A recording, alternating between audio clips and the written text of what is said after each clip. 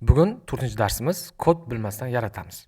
Bugun siz Gemini yordamida oddiy va vizual loyihalarni qanday yaratishni o'rganamiz. Hatto hech qanday kod yozmagan bo'lsak ham. Ya'ni bugungi darsimizda hech qanday kod yaratmasdan yoki hech qanday kod bilmasdan birorta saytni yoki birorta bir предложениeni yaratib ko'ramiz.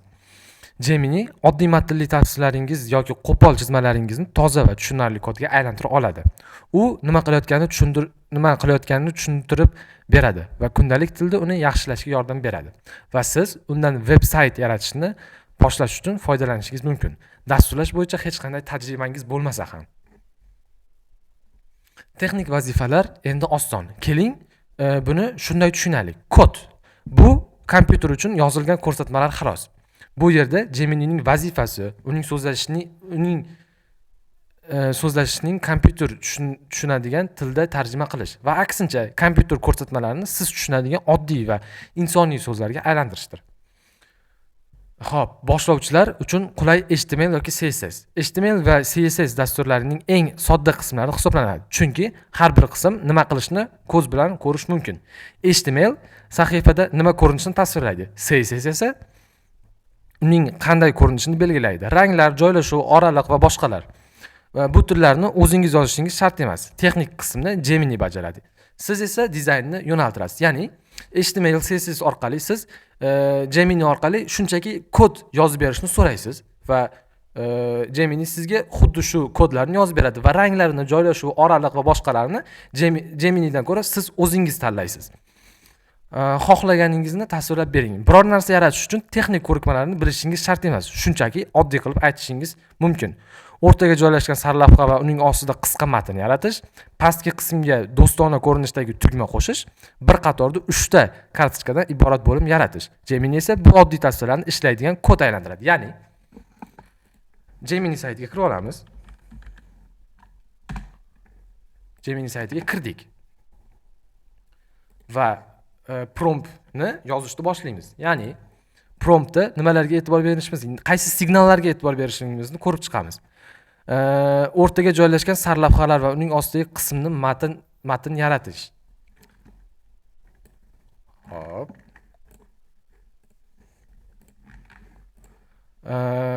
Pastki qismda do'stona ko'rinishdagi tugma qo'shish.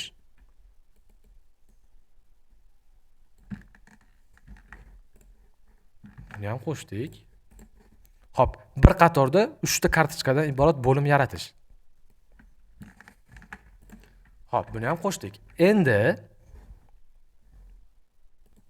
hop, mana biz Geminiga berish uchun prompt yozib bo'ldik. Menga sayt yaratish uchun kod yozib ber va shu yozganlarim asosida kod yarat.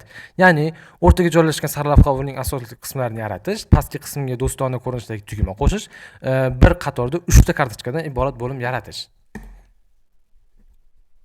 Promptni berdim va u menga mana ko'rib turganingizdek kodlar yaratib berdi.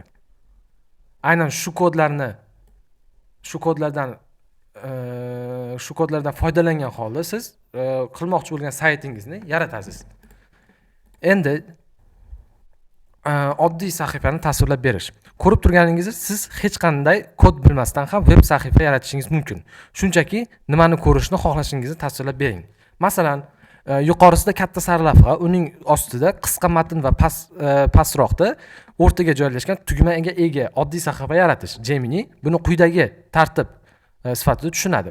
Yuqoridagi sarlavha, uning ostidagi matn, o'rtadagi joylashtirilgan tugma, toza oraliq va tekst joylashuv. Ya'ni xuddi shu bergan promptni Gemini saytiga beradigan bo'lsak, u bizga yanada aniqroq bo'lgan kod yozib beradi.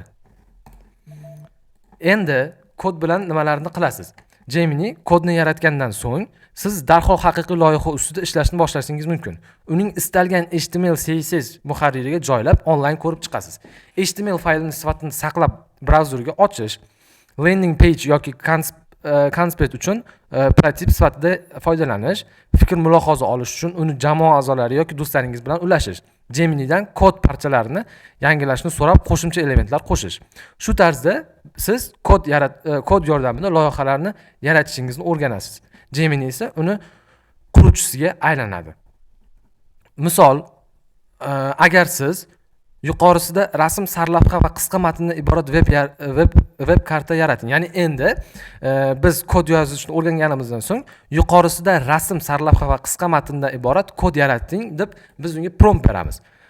Gemini sizga quyidagilarni beradi. Kichik blok, tepada rasm, uning ostida matn va muvozanatli oraliqlar. Ya'ni xuddi shu promptni endi Gemini saytiga kirib beramiz. Va u yana mujmal bo'lgan kodlardan aniq va aniq ko'rinadigan kod yaratib beradi. Uni juda oson yasanishingiz mumkin. Masalan, burchaklarni yanada yumaloqroq qiling, soya qo'shing, yumshoqroq ranglardagi foydalaning. Ya'ni mana shu signallar orqali biz saytni yanada chiroyli yoki boshqacha ko'rinishini ko'rib chiqamiz. Gemini esa kodni avtomatik ravishda yangilaydi. Xuddi shu bergan signallarni, ya'ni xuddi shu berilgan signallarni biz endilikda Gemini saytiga kirib beramiz. Mana bu bergan so'zlarimiz hammasi signal sifatida bizga vazifa bajaradi. Mana ko'rib turganingizdek bergan signallarimizdan so'ng Gemini bizga xuddi shunaqa shakldagi kartani chizib berdi. Endilikda sizlarga bu yerda Gemini haqida test berilgan. Geminiga aniqroq yo'riqnoma beradigan so'rovni tanlang. Ya'ni bular orasida aniqroq yo'llanma, ya'ni signallarni topishimiz kerak. Web sayt yaratishda multimodal kirishlar. Siz screenshot qo'lda chizilgan yoki market rasmini yaratishingiz mumkin. Gemini esa quyidagilarni aniqlab oladi. Bo'limlar va tugmalarni oraliq va tekis joylashuvini, ranglar uyg'unligini, nisbiy o'lchamlarini xuddi shu signallarni bergandan so'ng ular Gemini esa sizga quyidagilarni aniqlay oladi. Bu mening eskizim. Tasavvur qiling, siz qog'ozdagi quyidagilarni chizdingiz. Katta sarlavha, uning ostida 3 ta teng o'lchamdagi blok, pastki qismda kichik footer. Aynan xuddi shu signallarni berganimizdan so'ng bizaga xuddi shu titledagi yoki mana shu suratdagi rasmni kodlarini bizga chiqarib beradi. Mana bu yerda ko'rishingiz mumkin. Bizga mana shu rasmni kodlarini chiqarib berdi. Xuddi mana shu rasmni kodlarini chiqarib bergandek. Mobilga mos qiling. Ya'ni qo'lda ishlatadigan telefonimizga mos qilishni so'raymiz. Agar sahifangiz telefon ekranida ham yaxshi ko'rinish xohlasangiz, shunchaki ayting. Kichik ekranda bu tartibni vertikal qilib joylashtirish. Ya'ni mana shu signalni biz Geminiga beramiz.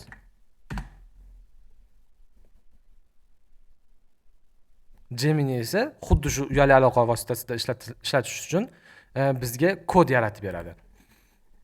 Gemini javobgar tarzda CSS kodini avtomatik qo'shadi. Ya'ni biror texnik bilim kerak emas. Ya'ni hech qanday kod bilmasdan ham Geminida shu kodlarni yozishingiz mumkin. Kodni yaxshilash uchun oddiy tilni ishlatish. Siz oddiy ko'rsatmalar bilan har narsani o'zgartirishingiz mumkin. Matnni kattalashtirish, qo'ng'iroq rang ishlatish, kartaning atrofida bo'sh joy qo'shish, hammasini markazlashtirish. Ya'ni xuddi shu yerdagi signallar orqali biz Geminidagi bo'lgan kodlarni yanada aniqlashtiramiz.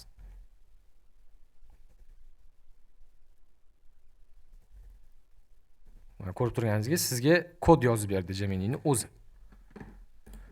Xo'p, stresssiz xatolarni tuzatish. Agar nimadir noto'g'ri ko'rinsa, masalan, matn noto'g'ri joylashgan, oraliqdagi teng emas yoki ranglar noaniq bo'lsa, Gemini muammoni aniqlaydi, oddiy tilda tushuntiradi, tuzadi va nimani o'zgartirishingizni ko'rsatadi. Ya'ni mana shu ko'rib turgan rasmimizda biror narsa xatolik bo'lsa,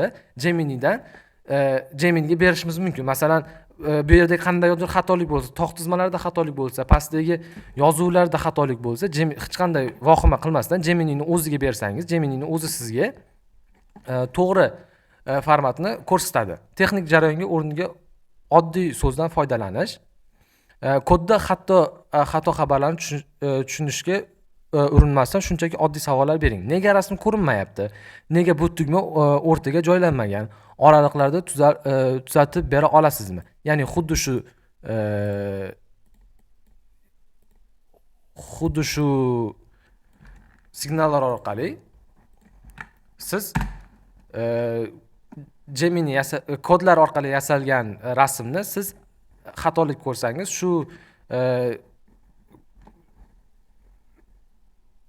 shu signallar orqali siz rasmingizni to'g'irlashingiz mumkin.